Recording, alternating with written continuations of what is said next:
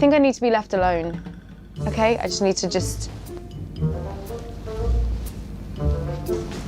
You don't need to see this. There's a very specific kind of celebrity interview clip that lives forever on the internet.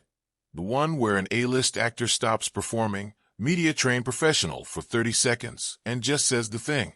Most stars learn to sand down every answer until it's smooth, safe, and forgettable. Emilia Clarke never really got the memo. Across a decade of press tours, talk show sofas, and red carpets, the woman who spent 8 years playing the ice-cold mother of dragons has built a reputation for being the exact opposite off-screen. Warm, chaotic, and constitutionally incapable of hiding what she's actually thinking. Part of what makes this so unusual is the contrast with the role that made her famous. Daenerys Targaryen was a character defined by control, a queen who spent years learning to mask fear, grief, and rage behind a composed, regal exterior, because showing the wrong emotion at the wrong moment could get her killed. Clarke, by every account from the people who've interviewed her, plays that game exactly backwards in real life.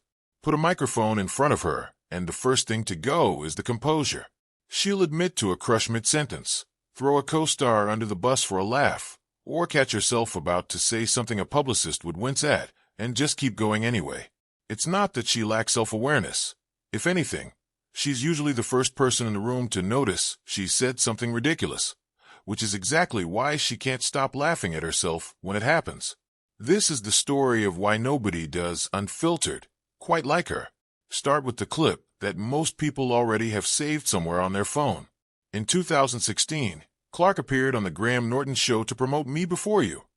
Seated a few cushions down from a genuine childhood crush, Matt LeBlanc, better known to the entire planet as Joey Tribbiani from Friends. The moment Norton mentioned that Clarke had been chatting with her fellow guests backstage, she lit up and admitted she was starstruck. When the host teased her outright about her crush on LeBlanc, she didn't try to play it cool. She turned pink, waved her hands in front of her face, and confessed she was genuinely blushing.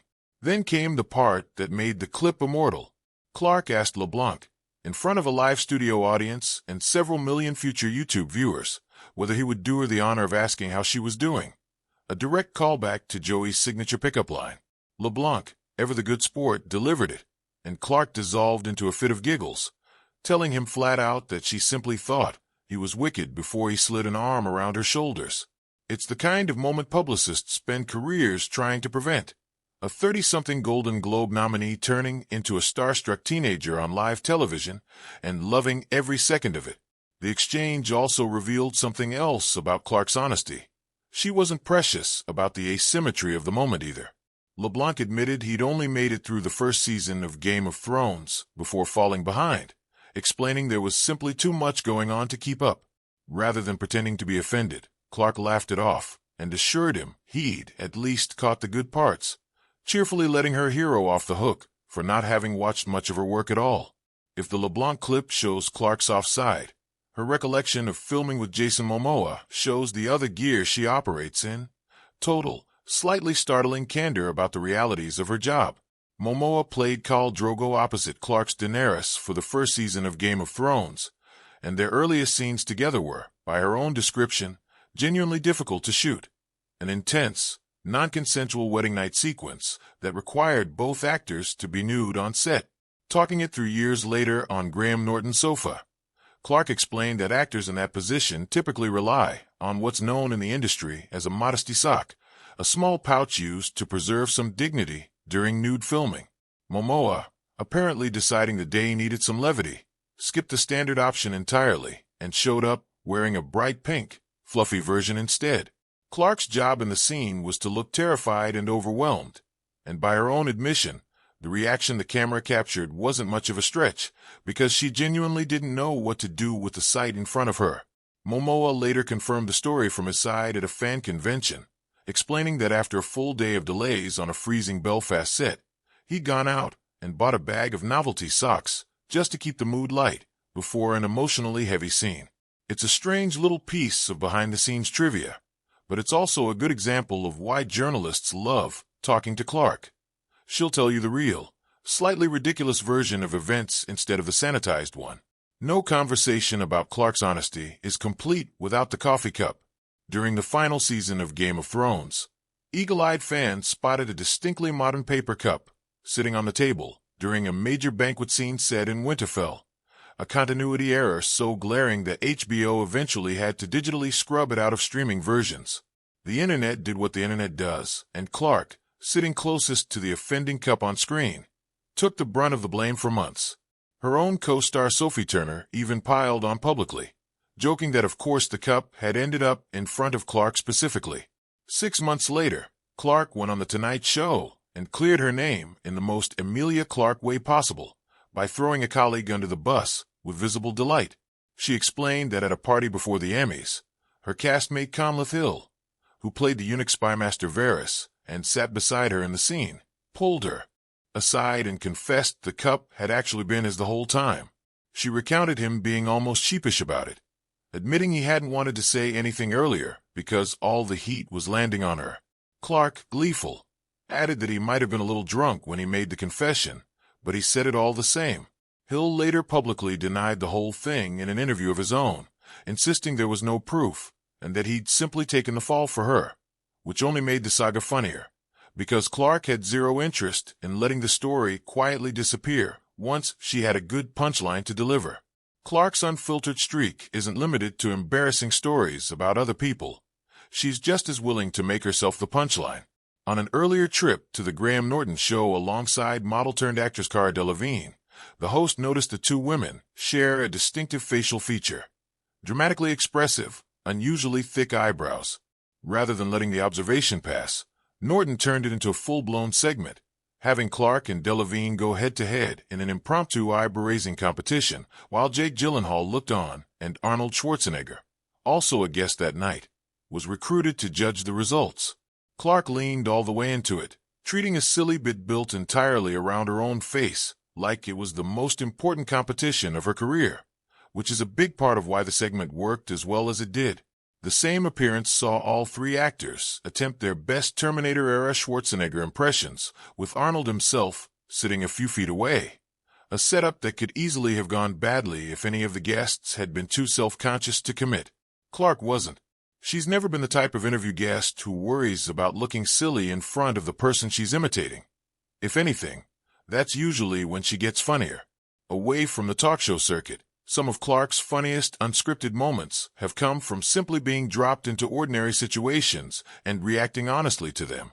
In various press stunts over the years, Clarke has been sent out into public, in character gear, or simply as herself, to see how fans respond to an encounter with a Game of Thrones star they don't immediately recognize. Because Daenerys spent most of the series in an elaborate silver wig, Clarke has said more than once that she can walk through a crowd almost completely unbothered, even standing next to castmates like Kit Harington or Natalie Emmanuel, who get flagged down for photos while she doesn't. She's talked about it with more amusement than frustration, treating her own relative anonymity as one of the funnier ironies of playing one of television's most recognizable characters. That same willingness to be genuinely surprised by ordinary people, rather than performing polished gratitude at every fan interaction, is part of what makes her press appearances feel less scripted than most. She reacts to strangers the way an actual person would, sometimes delighted, sometimes bewildered, always visibly present in the moment rather than running through a mental checklist of appropriate celebrity responses. Clarke's other recurring party trick is attempting accents and impressions she has no business attempting, and being completely unbothered by how badly they land. She's spoken in multiple interviews about how quickly her voice slips between registers depending on who she's been working with, admitting that a stretch of night shoots on Terminator Genesis left her natural American-adjacent accent for the role sliding into something closer to an exaggerated Southern California drawl by the end of the day, purely from being surrounded by American castmates for months on end. She tells the story less like an actress explaining her craft, and more like someone confessing a slightly embarrassing personality glitch, laughing at herself the entire way through. It's the same energy she brings to any request for a Chewbacca-style growl during her Star Wars press tour, or to being asked to recall a line of Dothraki, the invented language her character spoke for years on Game of Thrones. Rather than deflecting with a polished non-answer, she'll usually just try it, badly, on camera, fully aware of how ridiculous it sounds and enjoying the ridiculousness rather than trying to hide from it. Even when a topic is clearly a minefield, say, being asked to pick a side between two rival comic book universes while sitting across from journalists who will happily turn any offhand comment into a headline. Clarke doesn't retreat into a diplomatic non-answer. She'll start to say something pointed, catch herself mid-sentence, with a look of genuine alarm at what she's about to admit, and then talk her way out of it in real time, laughing at her own near miss the whole way through. It is, by most accounts from journalists who've interviewed her, one of the most disarming things about talking to her. You can watch her actually think, rather than watching her recite something a publicist prepped the night before. That same instinct showed up years later during press for Marvel's Secret Invasion, when Clarke's reaction to a co-star's answer spiraled into genuine, unplanned laughter that derailed the interview for a solid stretch. The kind of moment that clearly wasn't in anyone's talking points, and that ended up becoming the headline for the whole junket, instead of whatever the interview was actually supposed to promote. Vanity Fair has made something of a franchise out of strapping celebrities to a polygraph machine and asking them increasingly personal questions, and Clarke's turn in the hot seat is one of the format's better outings precisely because she doesn't try to game it. At one point, the interviewer asks her to compare her fluency in Italian against her fluency in Dothraki, the constructed language her character spoke throughout Game of Thrones.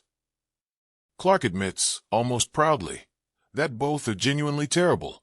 She describes her grasp of Italian as barely there, and explains that on set, she was never actually taught Dothraki as a language, only ever handed the specific lines her character needed for a given scene. Pressed to prove it, she recites the one phrase she still remembers, a greeting roughly meaning, blood of my blood, and cheerfully admits that's the full extent of what 8 years on the show left her with. The machine backs her up on that one. It's less forgiving a few questions later, when Clarke is asked to rate her own performance as a convincing elf alongside Will Ferrell, whose elf she'd name-checked earlier in the same sitting. She tries to talk up her own elf credentials. The machine flags it as questionable, and rather than getting defensive, Clarke simply laughs, admits defeat, and owns that she gave it her best shot anyway. It's a small moment, but it's a good distillation of her whole interview style. She'd rather get caught exaggerating and laugh about it than deliver a flawless, forgettable answer. Some of Clarke's best stories aren't really about her at all. They're about the people around her reacting to her fame in ways she finds funnier than her own.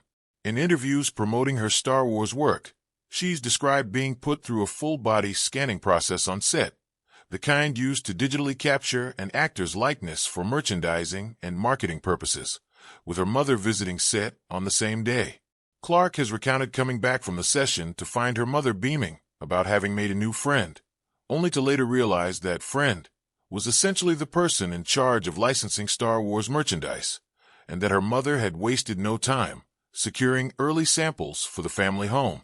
The result, by Clarke's own telling, was that long before any of the official merchandise reached shelves, her actual childhood bedroom had quietly filled up with it, entirely at her mother's instigation and entirely without her permission. It's a small, warm piece of self-deprecation. Rather than talking about the scale of a Star Wars marketing campaign in the abstract, Clarke makes the story about being mildly ambushed by her own mom's enthusiasm, which tends to land better with an audience than any